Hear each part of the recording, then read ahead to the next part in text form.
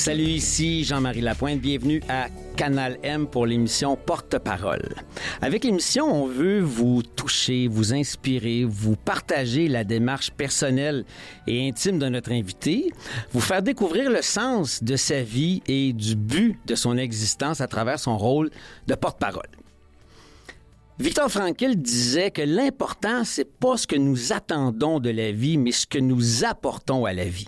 Au lieu de se demander si la vie a un sens, il faut s'imaginer que c'est à nous de donner un sens à la vie à chaque jour et à chaque heure.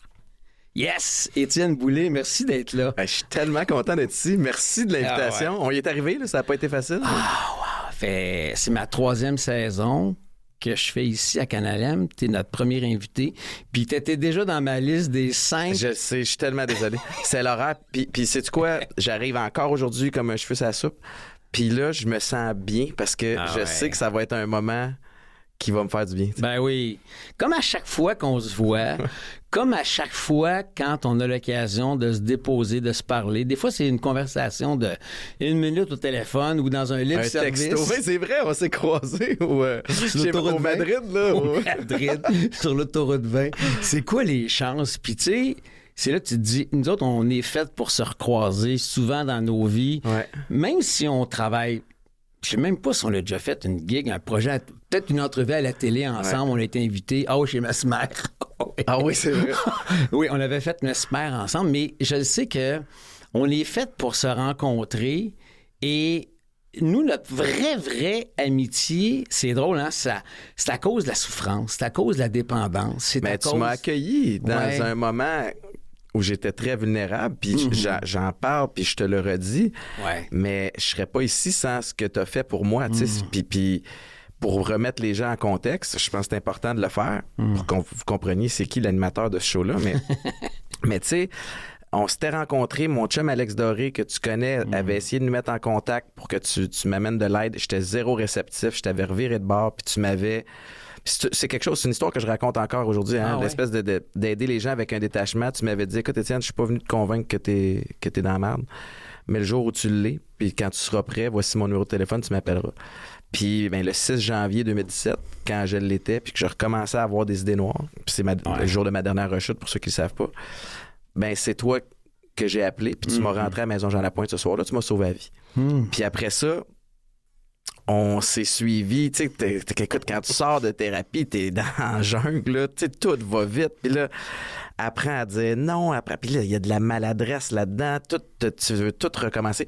Fait que toi, tu m'as accueilli là-dedans, puis tu m'as aidé à pas me juger moi-même, parce que je suis fucké en esti entre les deux oreilles, puis c'est vrai, là, puis je le suis encore, puis j'ai appris à accepter, puis à la limite quasiment aimer ça, tu sais, fait qu'au lieu que ça génère de la honte, fait partie de qui je suis, puis canaliser aux bonnes places, ça va être correct, tu sais. Quand tu dis à aimer ce que je suis, à aimer ce côté un peu maladroit, tout croche, je pense que c'est important d'accueillir la bébite que nous sommes en premier. Puis ça veut dire arrêter de se compter des menteries.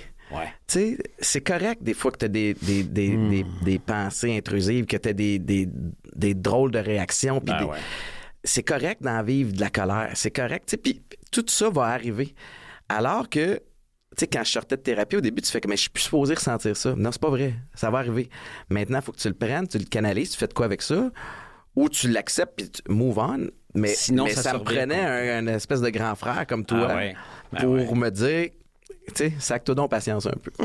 Ça fait 8 moments d'émotion que je vis depuis 4 minutes et quart que t'es là.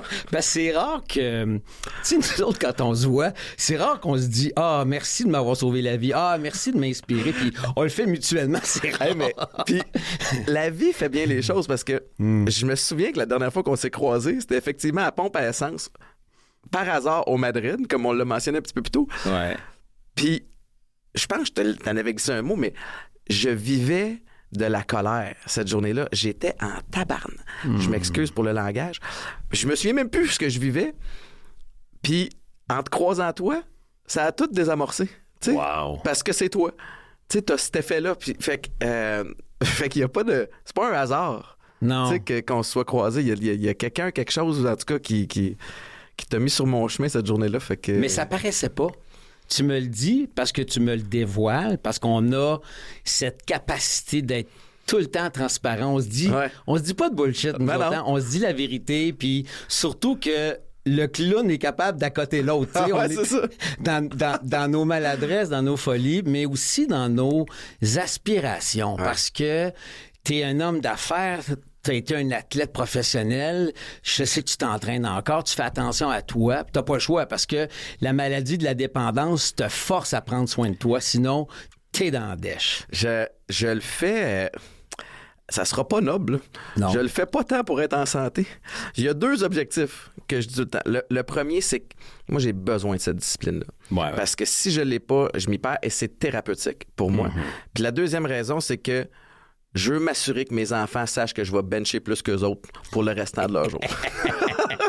C'est pas compétitif. Je fais des jokes, mais c'est dans le sens que papa va être le plus fort là, pour le plus longtemps qu'il est capable. Puis c'est le fun d'avoir cette intention-là de papa, c'est le plus fort, parce que c'est aussi un message que papa va être là pour toi, puis va te protéger. Puis je pense que ça leur montre aussi tu sais, mes entraînements, là, mettons qu'on parle de training, là, c'est pas des entraînements...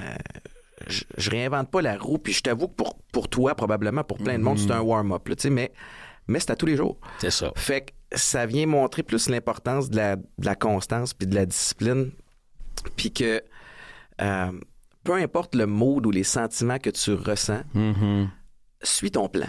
Parce que si tu fais juste suivre le plan, les journaux, ça te tente, tu le suivras pas souvent. Tu sais, fait que... ça veut pas dire d'être déconnecté de tes émotions, mais je pense que ça enseigne j'ose croire, en tout cas, que ça enseigne à mes enfants peut-être des belles valeurs. Tu sais. Est-ce que eux autres sont quand même capables de te le refléter, ça? Ils te le disent-tu, papa? T'es un beau modèle, papa, c'est hot? Non, non. C'est des enfants, puis je suis gossant, là, tu comprends? Fait que... Mais... Tu sais, ils viennent dans le gym avec moi une fois de temps en temps. Ça fait des beaux moments. Mais c'est ça, on développe beaucoup d'affinités, je trouve, à travers le sport, que ce soit en famille ou que ce soit, tu sais, des partenaires d'entraînement avec qui tu t'entraînes, avec qui tu fais du bateau dragon, peu importe. Ben, t'apprends à te connaître plus vite à travers ça, puis tu découvres le vrai caractère des gens aussi, fait que ça passe beaucoup par là. Toi, t'as 3 enfants, là. Ouais. Puis t'en parles quand même assez ouvertement, mais t'as quand même eu plusieurs... versement de paternité, là, tu sais. T'as connu la paternité, t'étais pas vieux? J'avais à peine 30 ans. Je pense que j'avais 28. Ouais. T'étais aux États-Unis, ça, à ce moment-là? Non, j'étais aux Alouettes, mais j'avais marié une Américaine. C'est ça, OK. À ce moment-là, oui. OK. Ouais.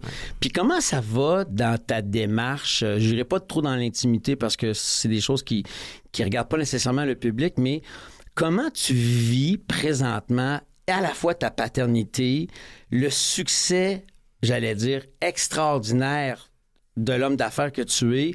Tu es dans les médias. Comment tu gères tout ça? Ben, merci pour les bons mots, tabarouette. Ouais. Je passerai plus dans le cadre de porte en m'en retournant. Mais je pense le vivre humblement. Ou à tout le moins, j'essaie de tu le sais, là, l'ego, c'est l'ennemi numéro 1.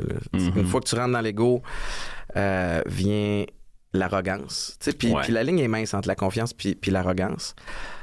Puis pour moi, ça vient avec les gens qui m'entourent. Quand je suis dans l'humilité, je vais poser les bonnes questions puis je ne vais pas penser que je suis capable de tout faire tout seul, ce qui minimise beaucoup les gaffes. Ouais. Mais comment je gère ça? Ma vie a changé à partir dans la nuit du 6 au 7 janvier. 2017, parce que j'ai plus jamais retouché à l'alcool, à la dope ou aux médicaments.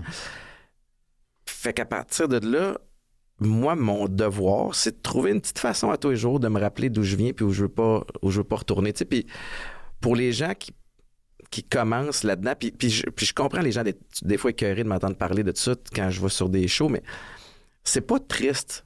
Elle est plus triste, mon histoire. Je suis pas dans des cravings. Je t'appelle, tu sais, t'es plus dans des années que je t'appelle plus en disant, si je veux sniffer.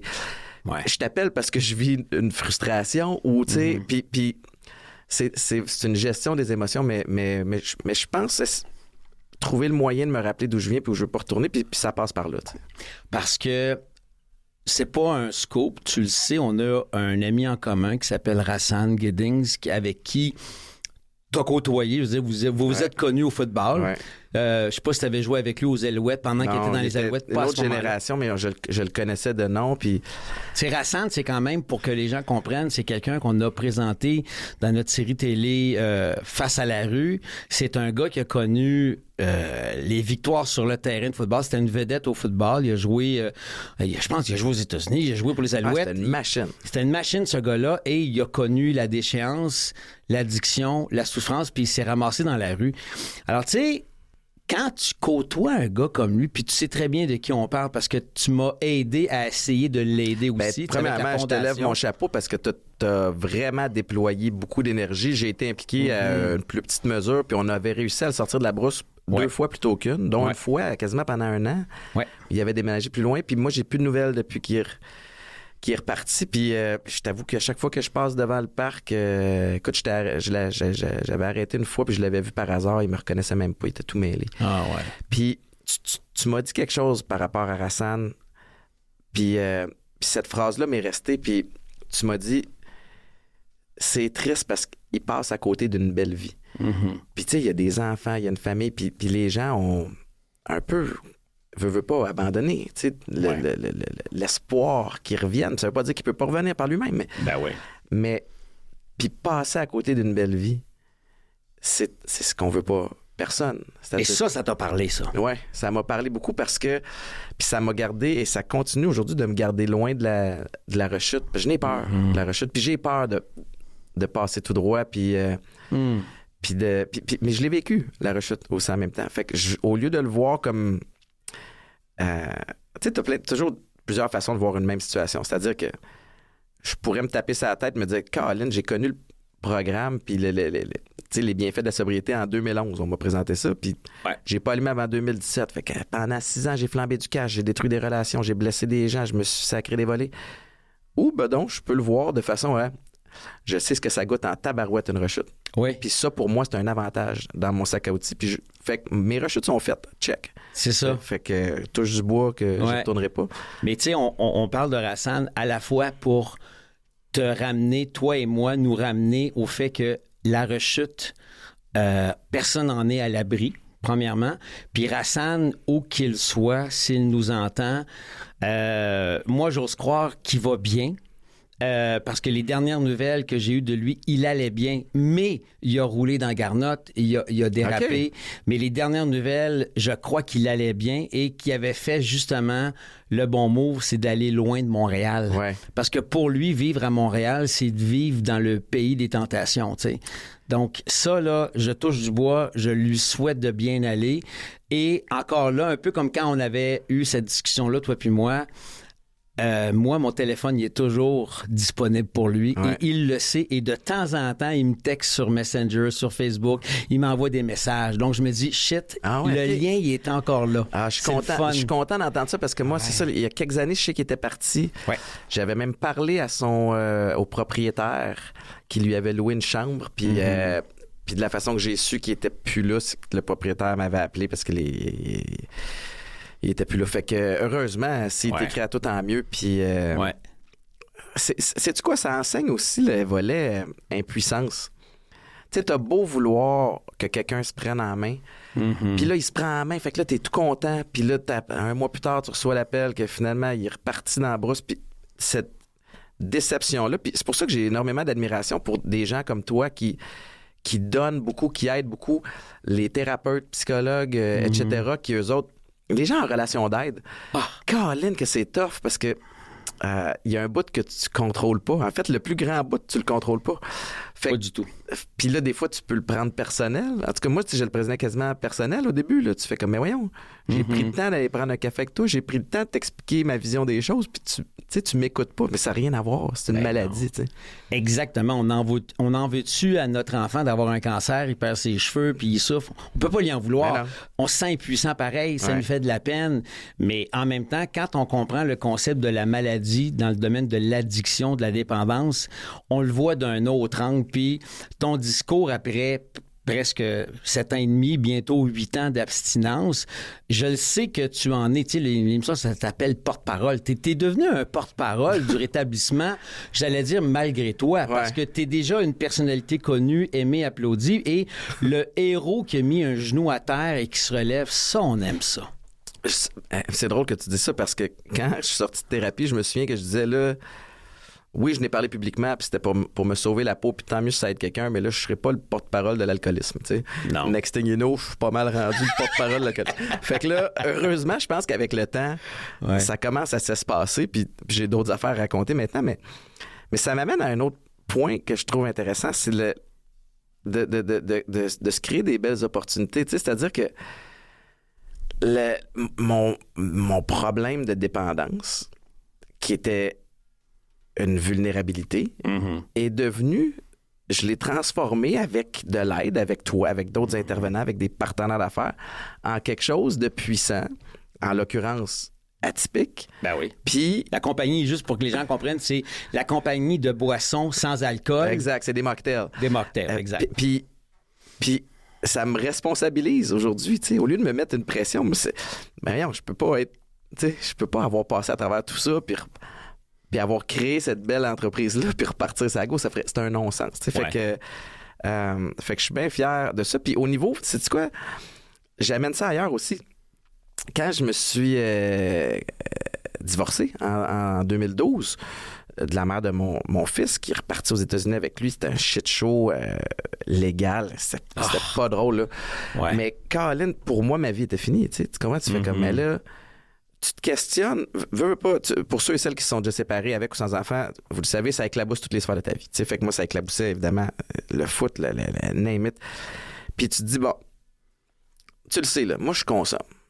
J'étais en fin de carrière de foot, là, je commence à être magané. À chaque fois que je cogne quelqu'un, j'ai envie de faire une sieste, ces lignes de côté. Je sniffe des smelling salts, là, des sels d'ammoniac sur le sideline en cachette pour pas que les caméras me voient, pour rester réveillé pendant la game.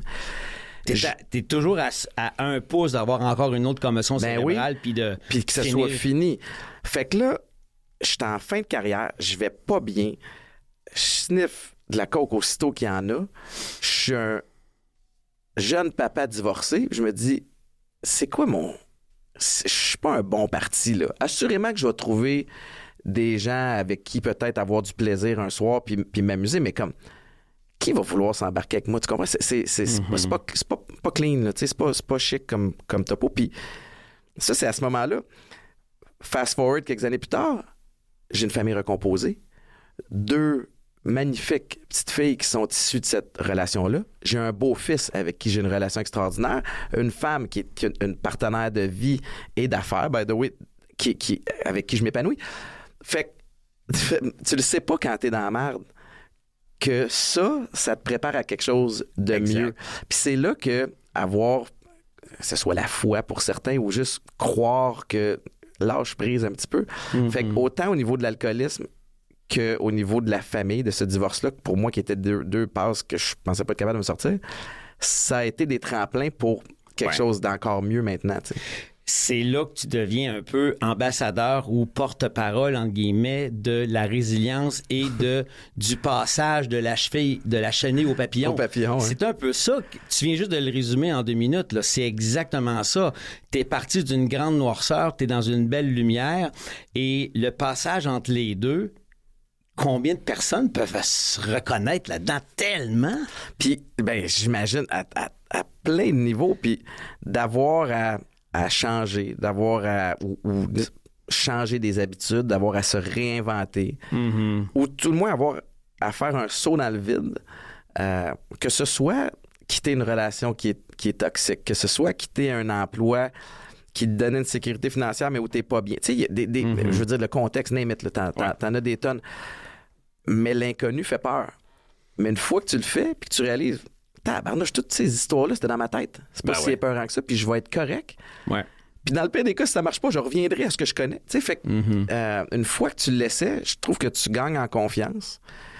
Puis c'est là que tu touches à tout le moins une couche supplémentaire de liberté. Tu sais, quand tu parlais tantôt de ton ex, la mère de ton fils, de ton premier enfant, et c'est quand même quelque chose à vivre, là, tu sais. Puis je me rappelle, on s'en parlait, puis ça peut faire consommer. Ça peut faire rechuter en ça a été le cas. Oui, hein? Ça a été le cas beaucoup, parce que, tu sais, je veux pas rentrer dans tous les détails, parce que, encore une fois, là, on est sorti des avocats, puis j'ai pas envie d'y retourner. Non. Mais ça a été très difficile, émotivement.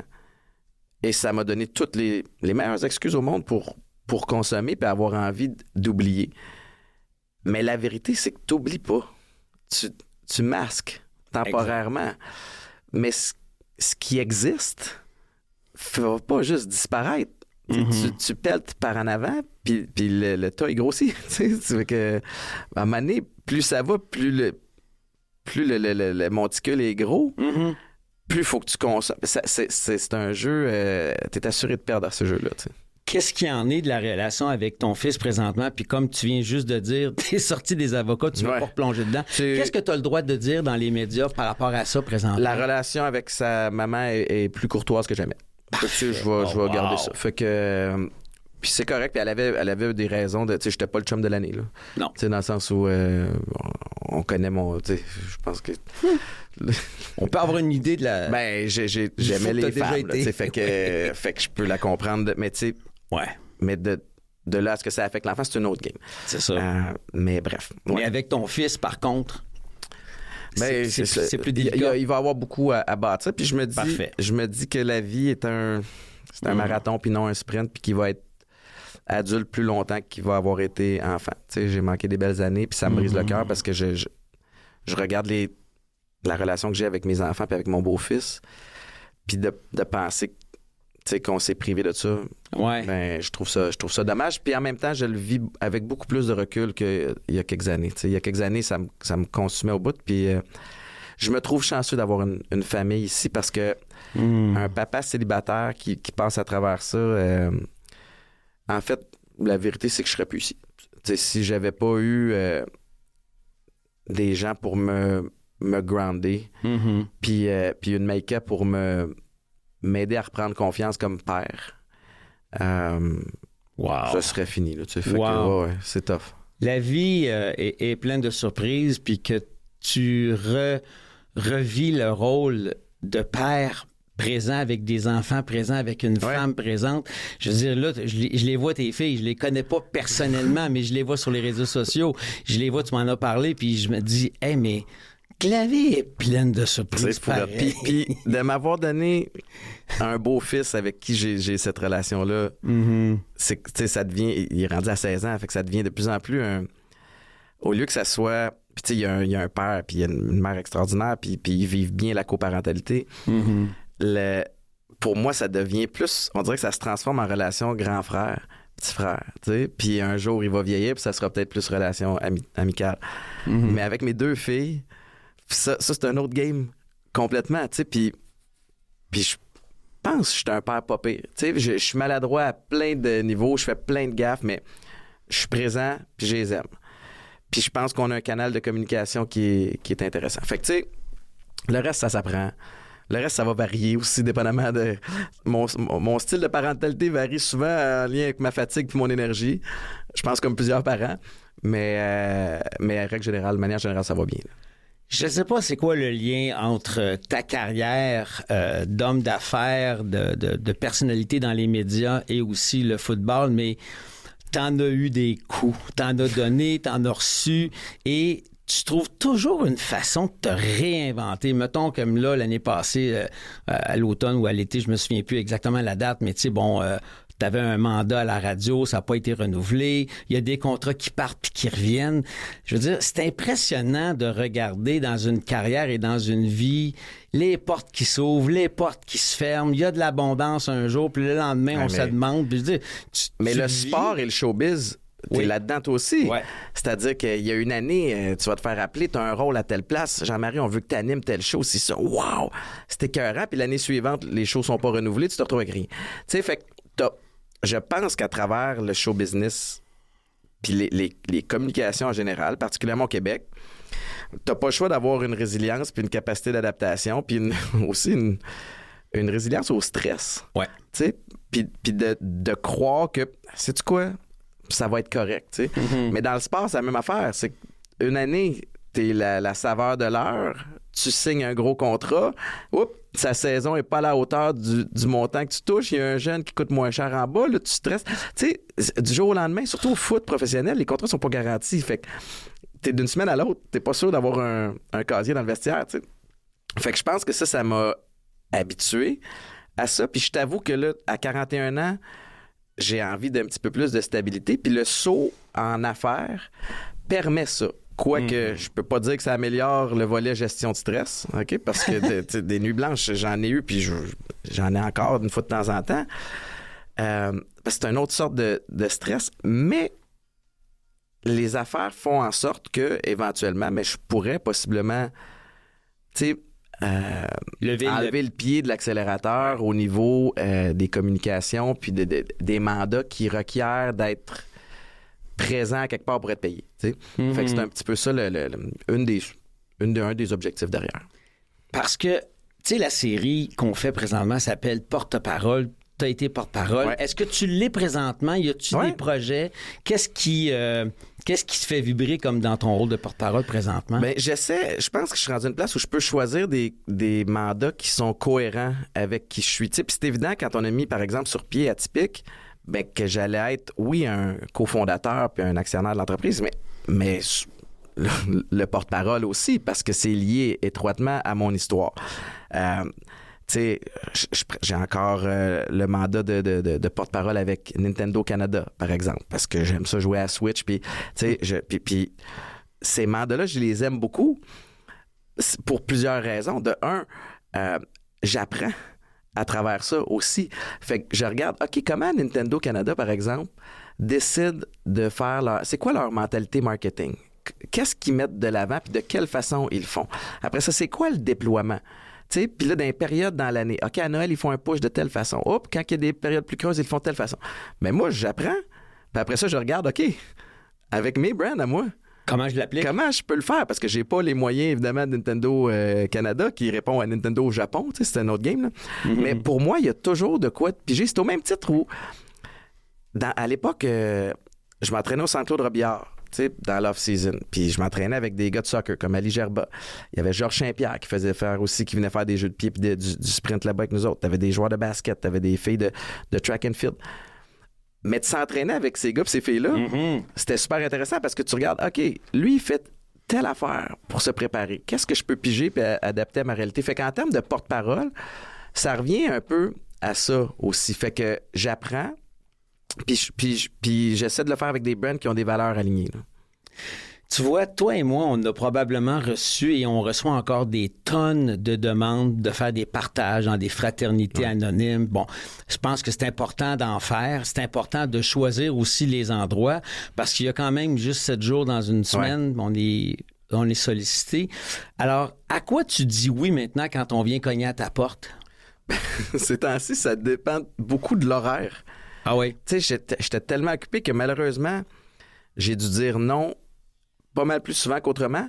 Ce qui n'est pas une mauvaise affaire non plus pour moi, sachant que j'étais pas mal plus yes man avant dans tous ces trucs-là. Fait que tu sais, j'ai le temps dans l'horaire, je suis claqué, je suis brûlé, j'ai pas été à la maison depuis 2 semaines, mais quelqu'un a besoin de moi, alors je vais... Tu comprends?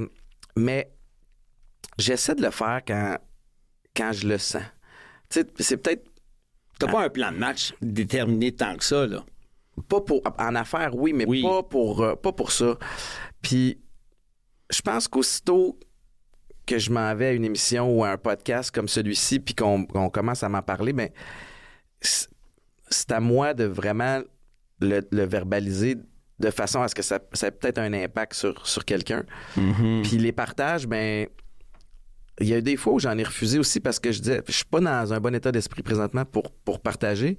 Je t'avoue que je serais plus intéressé à venir m'asseoir dans le meeting puis écouter quelqu'un d'autre parler, mais je suis écœuré de m'entendre parler. Fait que il y a ça aussi. Fait que toi, as-tu un espèce de processus décisionnel avec ça? Ça ressemble beaucoup à ce que tu viens de décrire parce que j'ai il y a des endroits qui sont significatifs pour moi, comme la Maison Jean-Lapointe, comme la clinique Nouveau Départ. Ce sont 2 endroits que j'ai fréquentés dans mon rétablissement, que je fréquente encore. De toute façon, la Maison Jean-Lapointe, je suis impliqué avec la fondation, puis c'est ma sœur Elisabeth. Un nom qui t'implique déjà par terre. Puis ma sœur est DG de la maison. Donc, c'est sûr que c'est difficile pour moi de dire non à ces 2 endroits-là, mais j'ai pas le choix de dire non quand on m'invite à aller faire un partage au Saguenay, alors que j'habite Montréal. C'est difficile pour moi de dire oui à ça, tu sais. Ouais. Mais c'est jamais loin. Mon rétablissement, il est là, il est au cœur de ma vie et j'ai des gens, que ce soit toi à qui je peux parler, j'ai des amis Jocelyn, Jean-Pierre, j'ai des gens dans mon rétablissement qui sont là 24 sur 24 et à défaut de faire un meeting, je vais en faire un one-on-one, un meeting d'une personne à l'autre avec qui, des gens avec qui je peux être totalement moi-même et dans un meeting de 1 à 1 comme ça, je veux dire, t'écoutes puis tu parles. Donc, t'es à la fois le conférencier qui partage, puis t'es celui qui est assis puis qui écoute le message de l'autre. C'est un meeting, discussion. Mais tu dois recevoir aussi, outre les messages de gens qui veulent que tu partages, des gens qui ont besoin d'aide. Tous les jours. Mais c'est ça.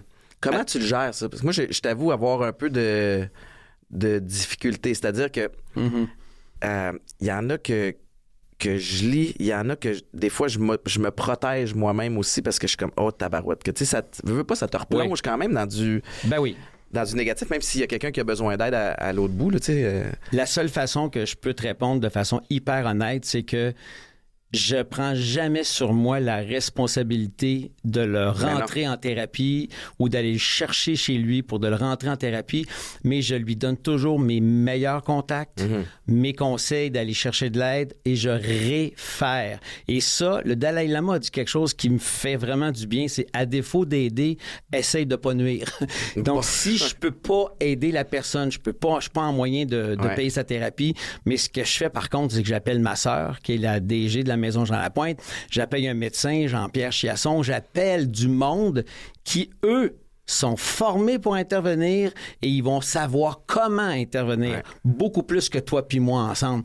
Donc, moi, c'est comme ça que je le gère, c'est que, regarde, je te mets en contact, je te souhaite bonne chance, redonne-moi de tes nouvelles, mais je ne prends plus la responsabilité de sauver l'autre parce que ça nourrit mon ego et je veux plus aller là.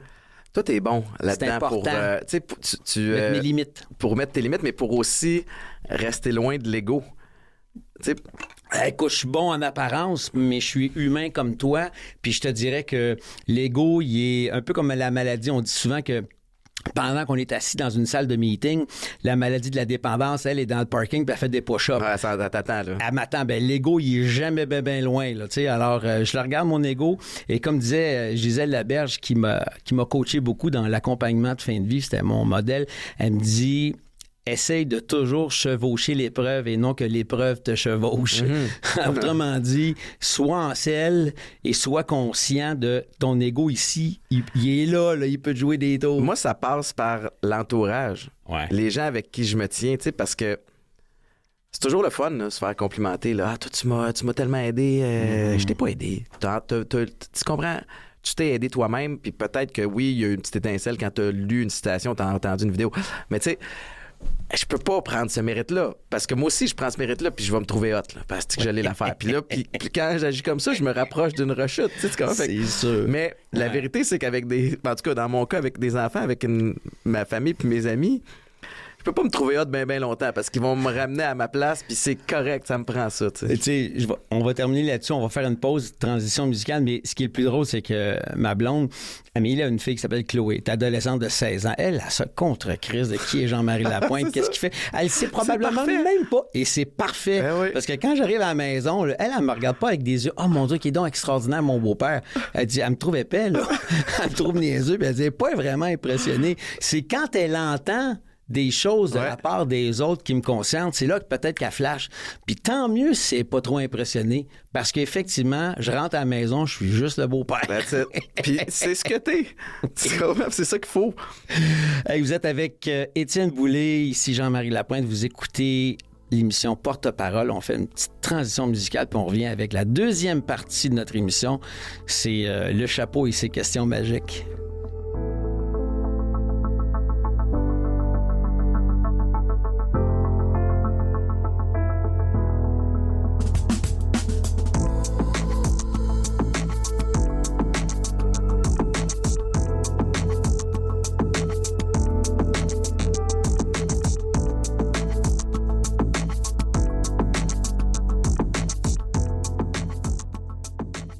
Alors, je suis avec Étienne Boulay, ici Jean-Marie Lapointe à l'émission Porte-Parole. Étienne, la signature de l'émission est vraiment cool. Le concept, c'est que la première partie de l'entrevue, la première demi-heure, on parle de qui tu es, on parle de tes valeurs, on parle de ton cheminement. C'est exactement ce qu'on a fait. Mais la deuxième partie, c'est très ludique. J'ai plein de questions à saveur philosophique, à déploiement. On va réinventer le monde, là, c'est ça qui se passe? On est bon là-dedans. Mais le fun, c'est toi qui piges et tu lis la question. OK. Qu'est-ce que signifie le mot amitié pour toi? Ouais, Caroline, OK, tu vas me faire réfléchir. Je pense que...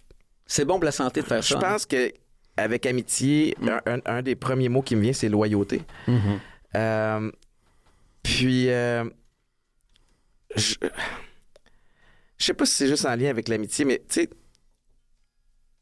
je vais déjà peut-être rentrer trop deep. Quand mon histoire va être terminée, un jour, tôt ou tard, ça va arriver.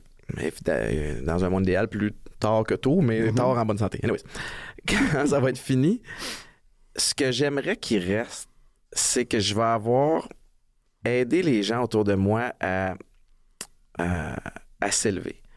Peu importe ce que ça signifie. Tu sais, je me considère privilégié d'avoir toutes sortes de belles opportunités. Puis moi, ma job personnelle, c'est de les saisir puis de faire le mieux là-dessus, mais d'amener une couple de personnes avec moi en cours de route, tu sais. Vers le haut, fait avec toi. Je pense que l'amitié, ça rentre là-dedans. Je vois ça, que ce soit amitié ou relation interpersonnelle, peu importe, mais ouais. Si je reformule, c'est de s'élever mutuellement. Ouais. C'est ça une amitié mais pour toi. Mais c'est une équipe, tu sais. Fait que puis sais-tu quoi?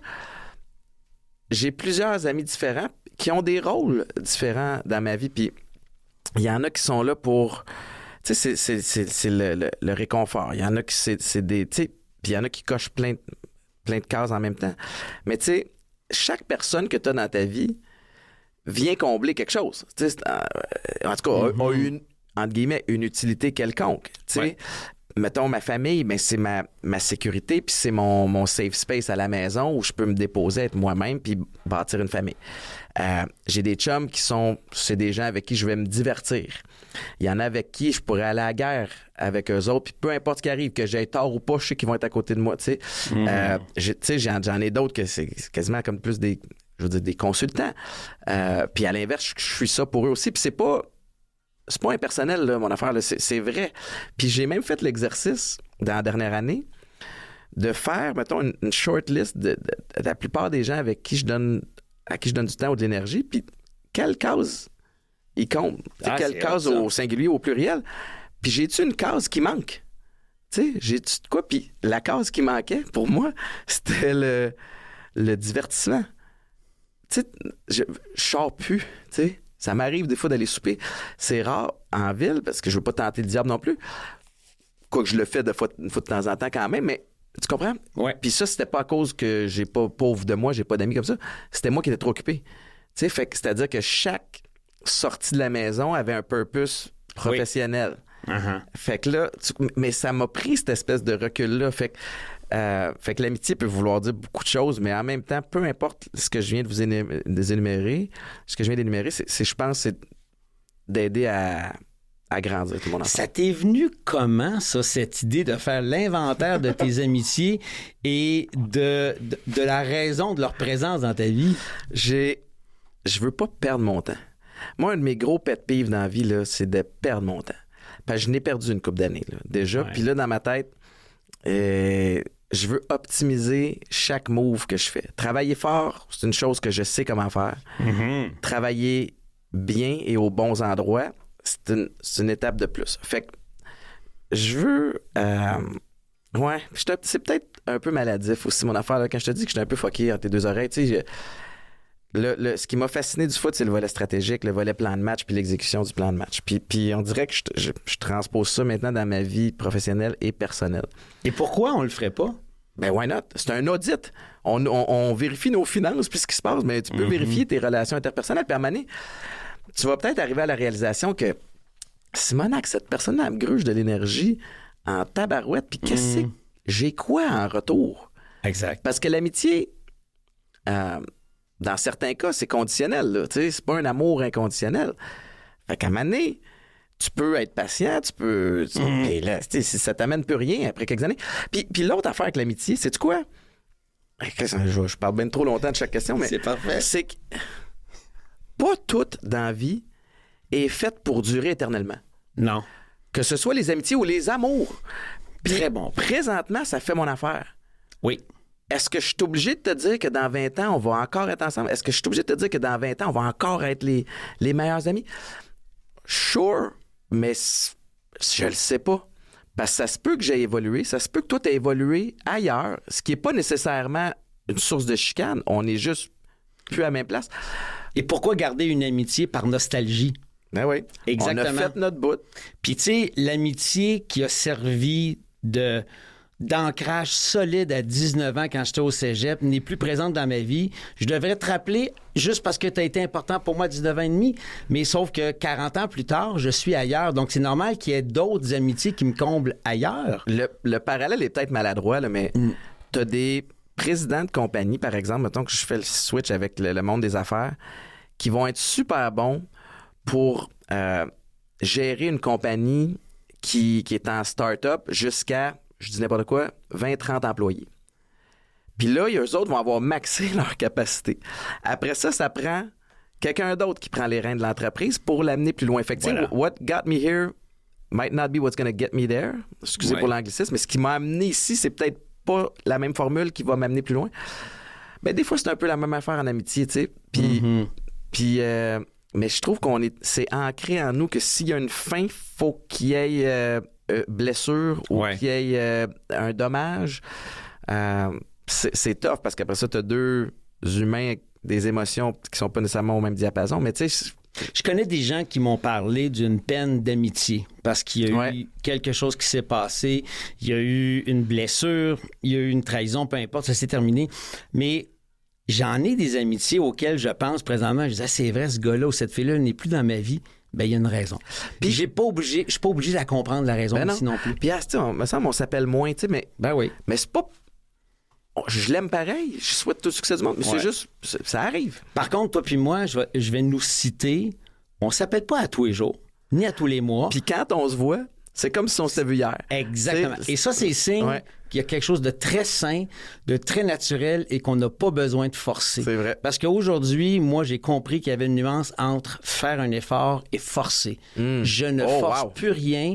Je vais faire des efforts à tous les jours pour plein de choses, mais je ne force plus rien. J'adore cette phrase-là. Il y a une différence. Entre faire un effort puis forcer. Ben, exact. Alors, d'accord. Ben oui, ça a pris 15 minutes pour ta première. Je vais essayer d'accélérer. Pas obligé. Toutes catégories confondues, mon plus grand accomplissement. J'ai gagné MVP en secondaire 4. Puis, non, c'est pas vrai. Ça, c'est le joueur le plus important à son équipe. Ça, en secondaire 4. MVP. Je pense que c'est... tu sais, j'en ai eu des gens bêtes, puis je m'en suis sacré aussi, puis je suis encore là. J'ai du monde qui ont cru en moi, qui sont encore là. Puis je souris encore. Fait que, en même temps, je ferai pas brailler personne. Il y en a qui l'ont eu pire que moi. J'ai énormément d'admiration, soit dit en passant, pour ces gens-là. Mais, tu sais, je pourrais parler de ma famille, qui est évidemment la chose la plus importante dans ma vie. Je pourrais parler de ma sobriété, qui est, elle aussi, la chose la plus importante, parce que si j'ai pas ça, je perds le reste. Exact. Mais je pense que j'ai la conviction profonde que je vais être correct. Peu importe ce qui arrive. Puis cette confiance en moi-là, qui des fois va varier d'une journée à l'autre, ça m'aide beaucoup. C'est une force, ça. Ouais. Je vais être correct. C'est une maudite belle force. C'était plus short, ma réponse. C'était quand même pas bon. C'était parfait. C'était parfait, Boulé. Qu'est-ce que tu as de plus précieux en toi? Eh là là. Sans nécessairement revenir avec la même réponse. Là. En moi, là, je pense que je suis bienveillant. Puis, j'ai encore une fois, je suis crissement maladroit des fois, là, puis je peux être bête comme mes pieds quand quelque chose ne fait pas mon affaire, puis je suis gentil, puis j'ai un côté compétitif qui fait en sorte que des fois, je pète des coches. Mais à la base, je souhaite du bien aux gens. C'est drôle que tu dises ça parce que au-delà de ta carrière de joueur de football, puis on s'entend, c'est un sport de contact, c'est un sport où on va pratiquement applaudir puis vénérer l'agressivité. Là. Moi, quand je t'ai rencontré la première fois, je t'ai trouvé doux et bon. Puis la première fois qu'on s'est vu en personne, t'étais venu remettre des médailles à des petits-enfants handicapés au défi sportif. Je connaissais le personnage d'Étienne Boulay, j'en avais entendu parler, je t'avais vu dans les réseaux sociaux puis dans l'actualité. Mais ce que tu dégageais... Oui, le contexte était parfait pour ça, mais je voyais pas le gars qui rentrait la tête première dans un tas. Tu sais, je voyais un gars qui était fin, qui avait une douceur. Donc, quand tu dis bienveillance, je te crois à 100%. Tu sais, l'affaire qui était le fun du foot, c'était que c'était Dr. Jekyll, Mr. Hyde. Tu sais, pendant une couple d'heures par semaine, quelques fois par semaine, tu peux te transformer puis devenir un trou de cul, tu sais. Puis ça m'a plu beaucoup, tu sais. Puis d'ailleurs, la transition de carrière a été tough parce qu'après ça, ce edge-là, tu en as encore besoin. Ben ouais. Tu sais, je peux plus cogner, je peux plus faire ça je peux plus faire ça dans la rue, tu sais. Pas faire ça à la maison. Fait que la drogue est devenue un échappatoire. Puis à cette heure, c'est une des raisons pourquoi je m'entraîne. C'est que je peux me mettre dans un mindset de mean guy une fois de temps en temps. Puis des fois, je me pars à rire tout seul dans le gym parce que je suis comme, à quoi je joue, tu sais? Je suis pas un mean guy. Non. Mais ça fait du bien des fois de se mettre dans cette beat-là, tu sais. Thérapeutique. Ouais. Next, suivant. OK, je vais aller piger dans le fond de la tuque. Ouais, c'est du hasard, hein? Quelle a été la plus grande déception de ta vie? Ben, tu sais, le plus gros deuil va toujours être d'avoir passé à côté de l'enfance de mon garçon. Puis j'ai ma part de responsabilité. Il y a une grande partie qui m'appartient pas.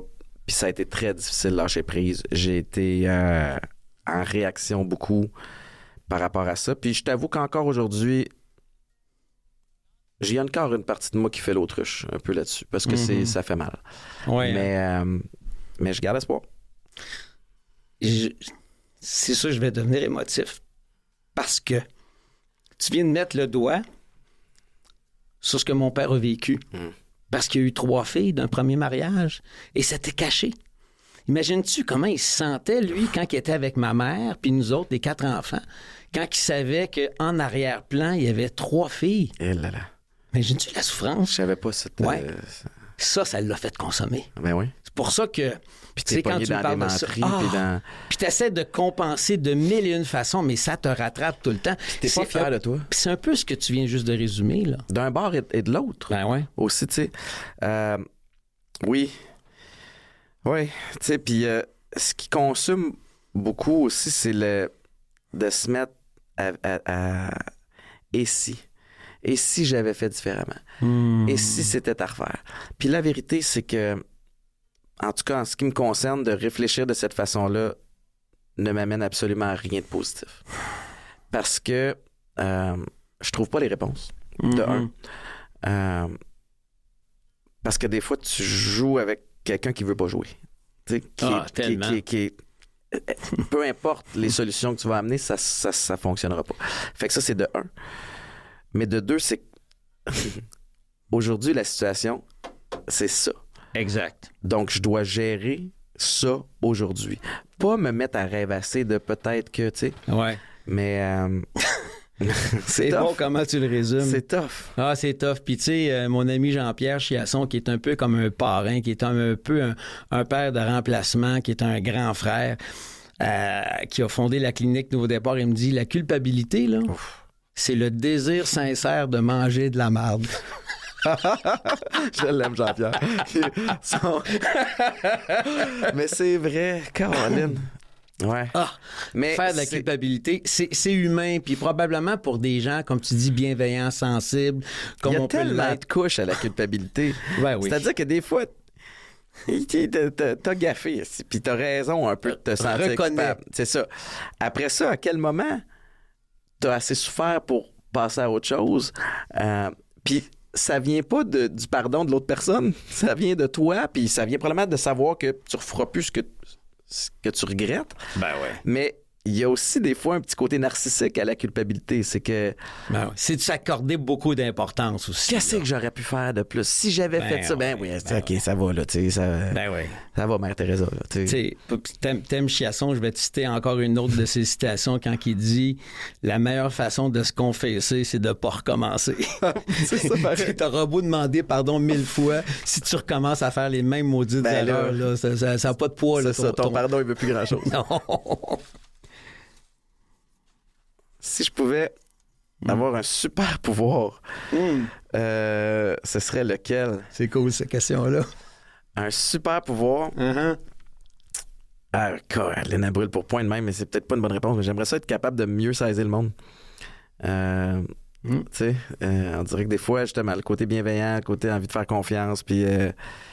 de lire mieux ou de deviner les intentions de l'autre. Ouais. Toi, ce serait quoi? Je vois que t'es l'animateur pas loin. Hein? Je pense le pouvoir de guérir. Dans tous les sens. Dans tous les sens. Ouais. La douleur physique, la douleur spirituelle, la douleur morale. On dirait que ce désir-là de soulager l'autre de sa souffrance, il est ancré en moi. Alors, si j'avais un super pouvoir, ça serait peut-être ça, le pouvoir de guérison. Ouais. C'est beau. Merci. C'est le fun, ce jeu-là. Hein, parce que c'est une cinquantaine. Ça t'amène... Ah oui, puis on va ailleurs, puis ça dévoile beaucoup.